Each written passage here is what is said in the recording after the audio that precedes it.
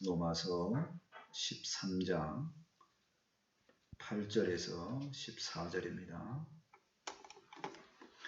로마서 13장 8절에서 14절까지 한 절씩 교독합니다.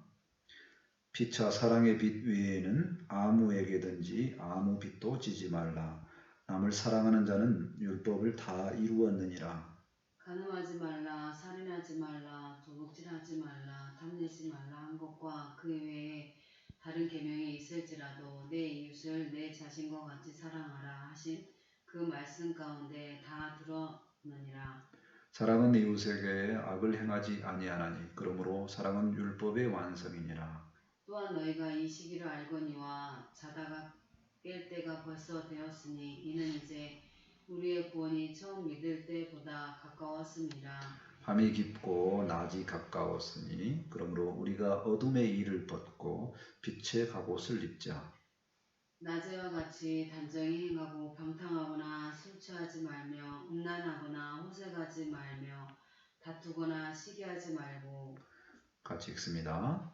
오직 주 예수 그리스도로 옷 입고 정욕을 위하여 육신의 일을 도모하지 말라. 오늘 말씀의 제목은 성도의 자세 이렇게 잡아보았습니다. 성도의 자세 생각하면서 오늘 본문에는 이제 두 가지 주제가 나오는데요. 첫 번째는 이웃에 대해서는 사랑으로 대하는 내용하고 두 번째 주님과의 관계에서는 긴장감을 가지고 빛의 자녀로 살아야 되는 모습에 대해서 이야기를 합니다. 오늘 본문의 말씀이 실천하기에는 사실 항상 어렵고 그렇지만 이제 목표가 됩니다. 이 본문 말씀을 들을 때에 진솔하게 자신이 어느 정도 되는가를 생각해 보면서 이제 다시금 주님과 더 친밀해지는 그런 방향을 잡았으면 좋겠습니다. 아멘.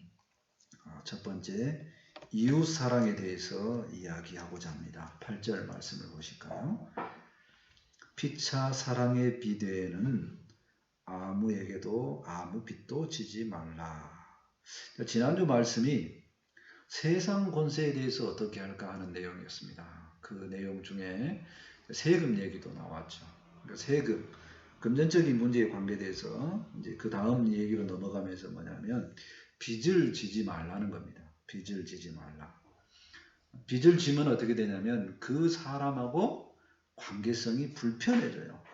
그 불편해진 관계성 속에서 어떻게 되냐면 사단이 끼어듭니다.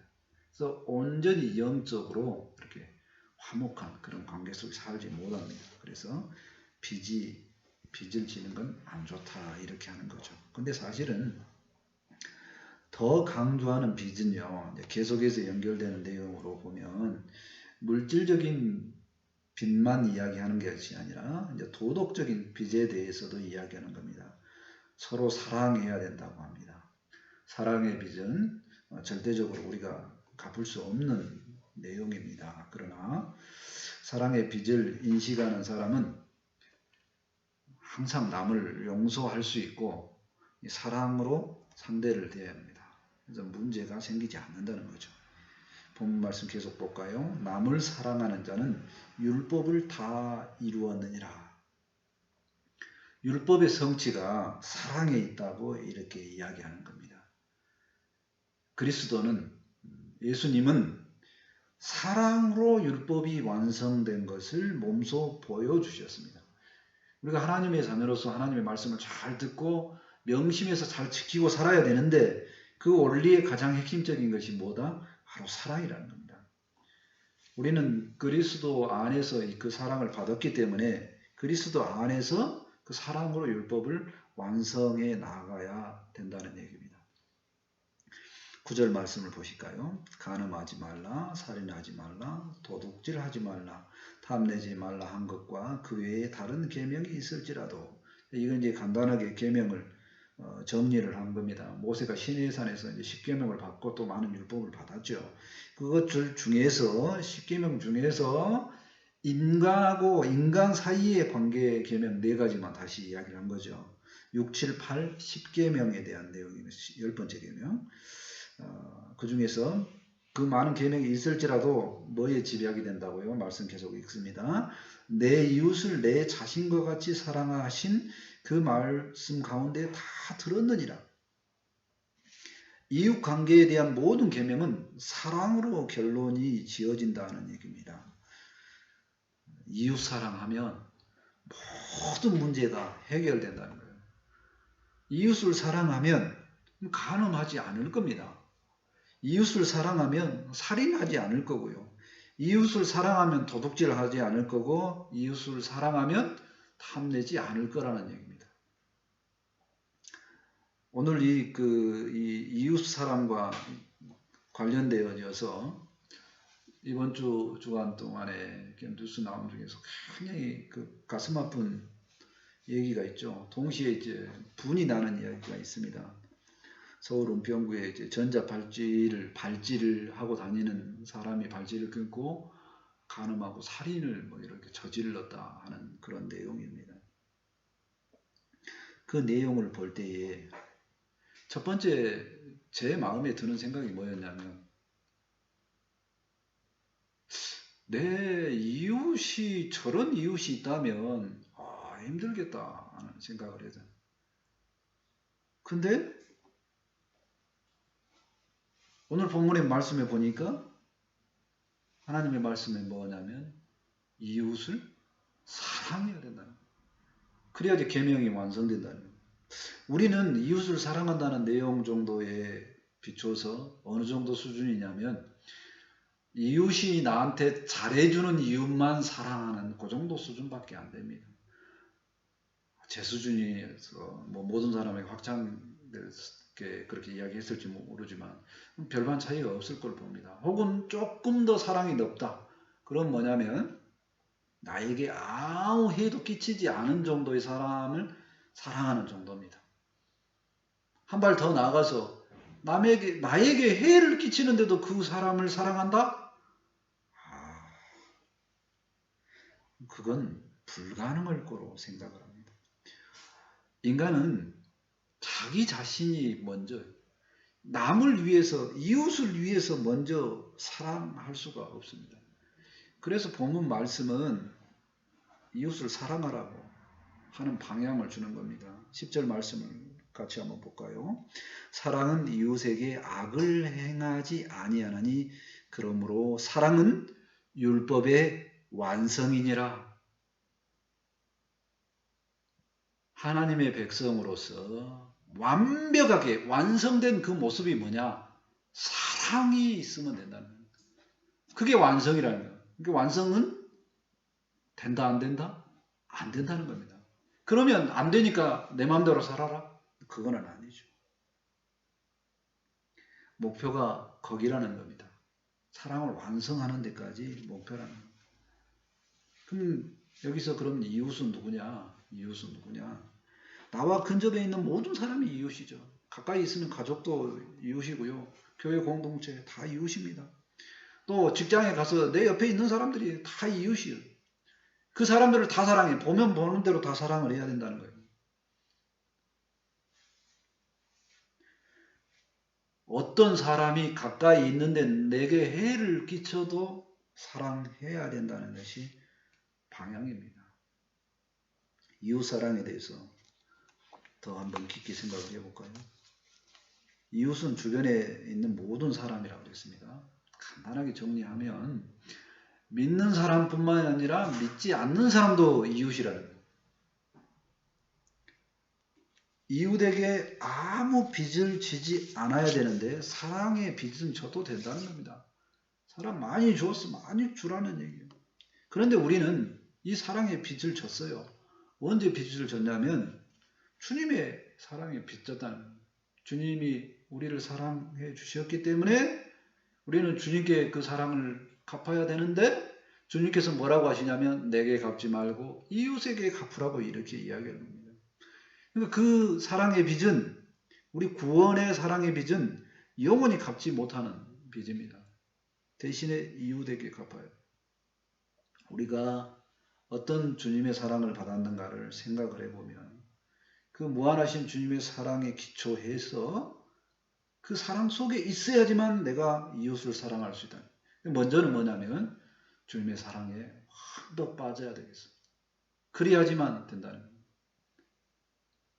주님의 사랑에 푹 빠지는 내용을 보면 가장 대표적인 예로 주님께서 다른 거 다 빼고 한 가지 사건만을 놓더라도 주님은 원수에게 고통을 당하시면서 십자가에서 고통 중에서 지금 고통당하고 있는 그때, 그 원수에게 그 해를 끼치고 있는 그때에도 주님은 사랑을 발동하셔서 저들을 불쌍히 여겨달라고 아버지께 기도 요청을 합니다. 그 주님의 사랑은 그 원수들에게만 있는 게 아니라 모든 주님의 백성들, 우리에게도 주님의 백성이 아니어도 그 모든 영혼들을 위해서 구원의 길을 베풀어 주신 것이 그것이 사랑이라는 겁니다. 그리고 주님께서 계명으로 말씀하셨습니다. 내게 사랑을 받았다면 너희도 똑같이 사랑해라. 그것이 내 계명을 지키는 거다 하는 겁니다. 완성이 거기가 있습니다. 그러니까 내가 정말 믿음이 있다, 내가 좀 성장한 사람이다라고 생각을 하고 보면 이 사랑을 지표로 보면 성장했는지 알 수 있다는 거예요. 내게 사랑을 주는 사람만 사랑하면 그 모든 사람 다 아는 사랑이라는 거예요. 아무 관계도 없는 사람인데 보자마자 막 사랑을 해주고 싶은 생각이 든다. 좀 수준이 높은 사람. 좀 성장하면 그렇게 될 수도 있습니다. 그런데 최종 목적지인 원수까지 사랑하는 사람. 지난주 말씀했을 때도 그 사랑의 대표적인 사람으로 손양원 목사님을 이야기를 했어요. 어떻게 하면 주님의 사랑에 감동되어서 그렇게까지 할 수 있느냐. 물론 손양원 목사님 스스로도 뭐냐면 자기는 항상 그 사랑에 충만했다고 하지는 않습니다. 우리도 왔다 갔다 할 수는 있어요. 그러나 목표는 뭐다? 내 원수까지도 사랑하는 것이 목표라는 겁니다. 사랑의 주님 예수님께서 우리에게 그 계명을 주셨습니다. 요한복음 15장 12절 말씀을 보실까요? 내 계명은 곧 내가 너희를 사랑한 것 같이 너희도 사랑하라 하는 이것이니라. 복잡하게 많은 일을 하는 게 아니라 내게 무엇을 하는 게 아니라 내게 사랑을 받았다면 서로 사랑해라 하는 겁니다. 서로 사랑해라. 이것이 계명을 지키는 겁니다. 예수님은 오직 서로 사랑하는 말씀으로 모든 계명을 정리하셨습니다. 주님의 이 말씀이 나 자신의 온전한 삶의 지표가 되어서 오늘이라도 불편한 이웃이 있다면 한번 좀 더 이해하고자 그 불편한 이웃에 대해서 어떻게 하든가 사랑해 보려고, 미워하지 않으려고 노력하는 우리 모두가 되었으면 좋겠습니다. 아멘. 두 번째로 예수 그리스도로 옷 입기, 이 내용입니다. 11절 말씀을 보실까요?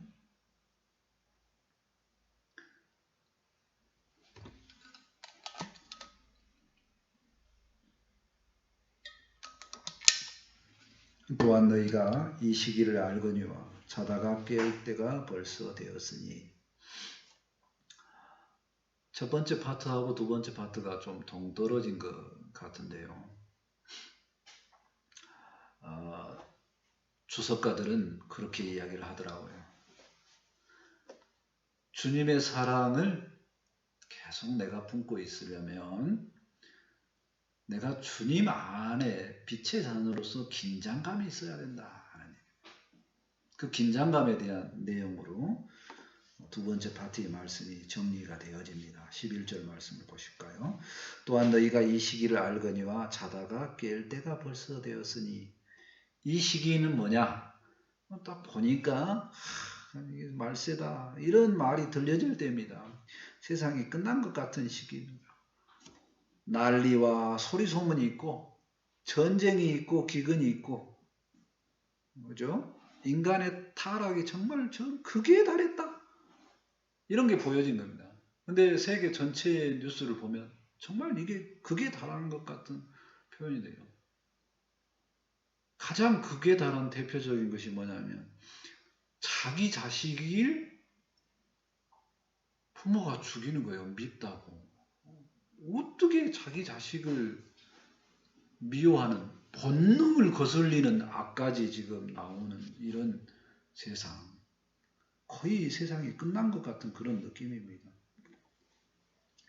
근데 이런 시대에 자다가 깰 때가 됐다고 말합니다. 자다가 하는 것은 뭐냐? 잠자는 시간은 뭐냐면 긴장이 없이 이완된 시간이죠. 충전된 시간입니다.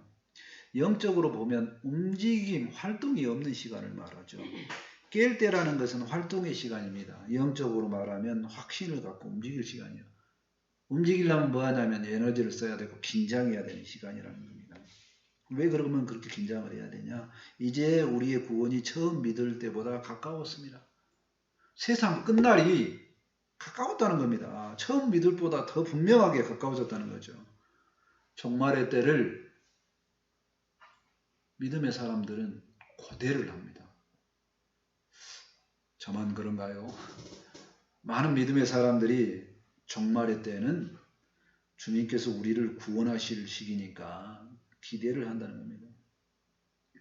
어쩌면 세상에서 누릴 수 있는 많은 유익을 안 누리고 세상이 보면 참 저렇게 미련하게 바보처럼 살아가냐 하는 그 소리를 들어도 주님 만날 그때를 기대하니까 좋다는 거예요.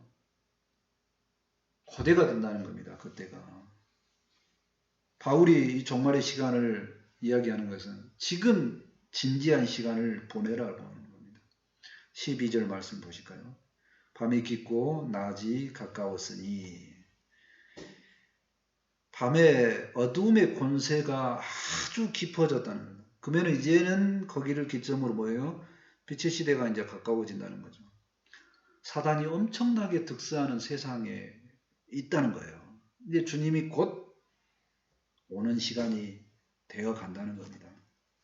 말씀 계속 읽습니다. 그러므로 우리가 어둠의 일을 벗고 빛의 갑옷을 입자. 빛의 갑옷을 입으라고 합니다. 영적으로 무장하라는 얘기죠. 주님의 방식대로, 빛 대신 주님의 방식대로 살아야지 된다는 얘기입니다. 주님의 방식은 사랑의 방식이었고 살리는 방식이었어요. 남을 누르거나 죽이고 협박하고 막 이런 방식이 아니라는 거예요. 주님의 방식대로 주님의 옷을 입고 빛의 갑옷을 입고 생활을 해야 됩니다. 그 영적 무장을 하고 있으면 13절에 나온 어두운 것들 안 한다는 겁니다. 13절 볼까요? 낮에와 같이 단정히 행하고 사람들은 낮에 단정하게 입습니다. 낮에는 옷을 단정하게 입어요. 나쁜 일은 주로 밤에 일어납니다. 말씀 계속 봅니다. 방탕하거나 술 취하지 말며 음란하거나 호색하지 말며 다투거나 시지하지 말고. 사람들은 이상하게 밤에 행동을 많이 합니다. 어둠이 주는 세력은 그 이상한 행동을 해도 될 것 같은 그런 이상한 힘을 갖게 한다는 거예요. 밤에 사람들 모습을 보면요, 방탕합니다. 주색잡기에 빠지고 갈피를 못 잡아요. 밤에 사람들은 술 취하고 음란하고 호색합니다. 만약에 낮에 이런 사람을 보면은 뭐라고 하냐면 이거 돌았다. 그리고 주변에서 그 사람들 보면 뭐냐면 정신병원으로 이제 보내야 된다. 뭐 이렇게 한다는 거예요. 근데 이상하게 왜 똑같은 행동을 하는데 밤에는 허용이 된 듯 하냐 하는 얘기예요. 물론 되지는 않는 건데도 된 듯하게 그냥 넘어간다는 거예요. 밤에 사람들은 큰 다툼을 벌이고 밤에 사람들은 남을 해하고자 계획을 입히고 또 실제적으로 밤 시간이 해를 끼치거나 파괴하는 시간이고 인성이 아주 바닥을 치는 그런 시간이에요. 우리나라 사람들이 이제 주말에 그래서 그런지 모르겠지만 금요일 밤하고 토요일 밤을 너무 좋아해. 그 시간만 되면 사람들이 흥분해 있어. 흥분해 있어. 아무것도 없는데도 흥분해 있다는 거. 뭔가 될 것 같이. 빛의 사람들은 이런 생활에서 멀어져 있으라고 말씀은 공면을 합니다. 멀어져 있으라는 거예요. 불금 이런 거 거리가 멀게 살아라는 얘기. 근데 사실은요, 세상과 더불어 살아가는 또 직장에 다니는 사람은요, 이렇게 살기가 쉽지 않습니다. 방법은 뭐냐? 방법은 말씀에서 찾아야 됩니다. 14절 말씀을 보실까요? 오직 방법론에서 오직 이것밖에 없다는 거예요.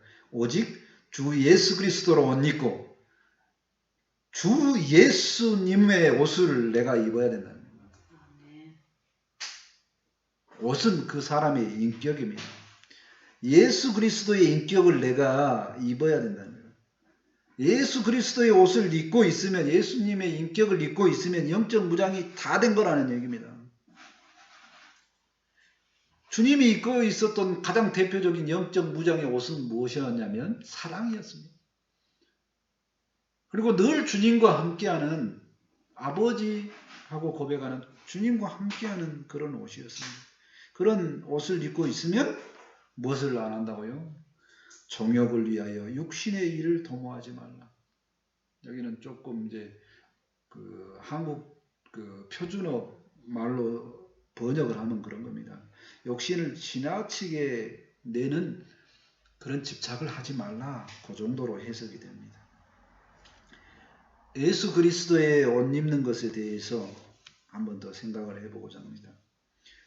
사실 예수 그리스도로 옷 입는 것이 나하고 너무나 거리가 먼 생활인가요? 아닙니다. 성도는 분명히 예수 그리스도로 옷 입는 영적 무장의 시간들이 있어요. 가장 대표적인 시간이 어떤 시간이냐면 주님 앞에 기도하는 시간, 말씀을 묵상하는 시간, 이런 시간이 영적 무장이 됩니다. 근데 항상 그러냐? 안 그러죠.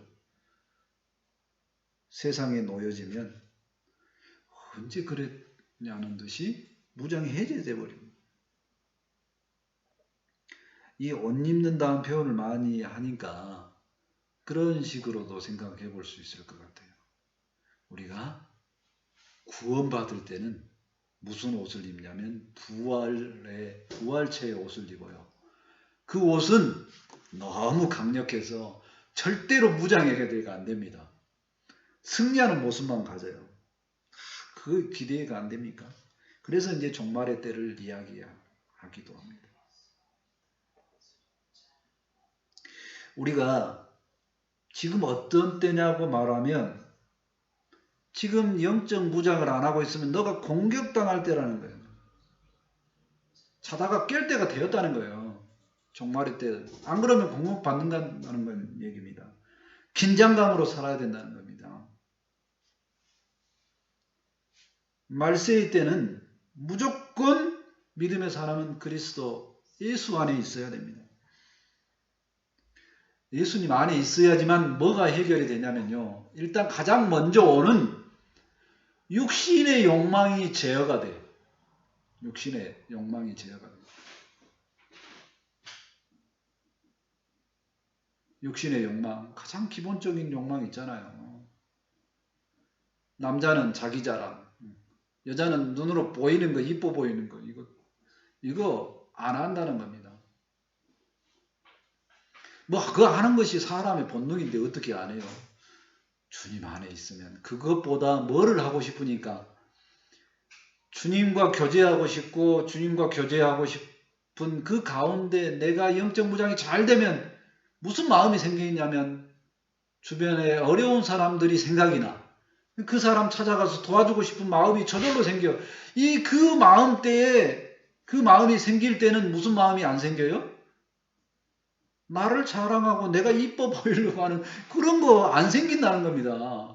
그때는 남을 돕고자 하는 마음이 생겨. 그것이 무엇이냐면 그게 주님의 옷을 덧입고 있었을 때 빛의 자녀로서 영적으로 무장된 거고 그럴 때에 하는 행동이 사랑이 넘치십니다. 이런 말을 듣는 거예요. 참 예수님 닮았습니다. 그런 얘기를 듣는 겁니다.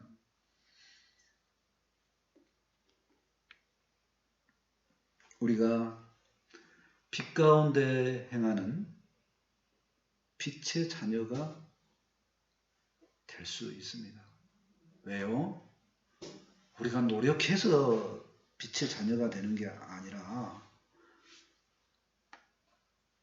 주님께서 이미 너희는 빛의 자녀라고 했습니다. 빛의 자녀임을 확신하고 빛의 자녀로서 분명하게 살아야 됩니다. 그러면 열매가 빛의 열매로 맺어진다는 거예요. 에베소서 5장 8, 9절 볼까요? 너희는 전에 어둠이더니 예수님을 모르면 어둠에 있을 수밖에 없습니다. 이제는 주 안에서 빛이라. 빛의 자녀들처럼 행하라. 빛의 자녀니까 빛의 자녀들처럼 행하라는 겁니다. 빛이니까 빛의 자녀들처럼 행하라는 거예요. 빛의 열매는 모든 착함과 의로움과 진실함에 있느니라. 그러니까 빛의 열매를 맺고자 하는 것이 목적이다. 이 말 전에 우리가 빛의 자녀이면 빛의 자녀의 모습으로 움직이면 빛의 자녀의 모습으로 살아가면 저절로 익은 열매가 맺어집니다. 절로 열매가 맺어집니다. 우리가 포도나무 대신 예수님께 첫 붙임바 되어 있으면 절로 열매가 맺어집니다.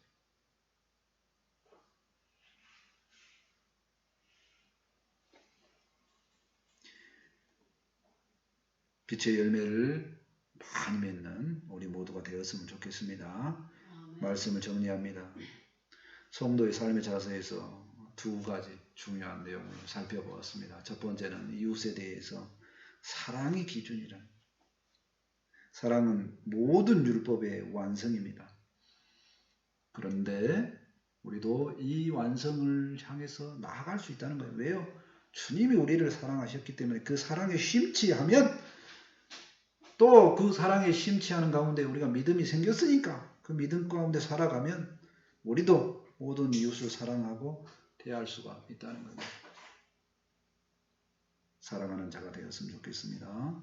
또한 우리는 빛의 자녀임을 확신하고 빛 가운데 거하면서 살아가다 보면 저절로 빛의 열매를 맺는 아름다운 사람이 될 걸로 믿습니다. 아멘. 기도하시겠습니다. 하나님 감사합니다. 우리에게 사랑을 주신 주님을 인하여 감사합니다. 우리가 그 사랑 안에 깊게 들어가게 도와주시옵소서. 그래서 주님께서 계명으로 주신 이웃 사랑에 대해서 확신을 갖고 아버지 많은 영혼들을 사랑하는 사랑 안에서 또 사랑이 넓어지는 믿음의 사람들이 다 될 수 있도록 함께하여 주옵소서. 또한 하나님 아버지 그 사랑을 유지하기 위해서 긴장하면서 살기 위해서 빛의 자녀로서 예수 그리스도로 옷 입으라 말씀하셨사오니 주님의 사랑 안에 거하고 빛의 자녀로서 확신을 갖고 생활할 수 있도록 함께하여 주옵소서.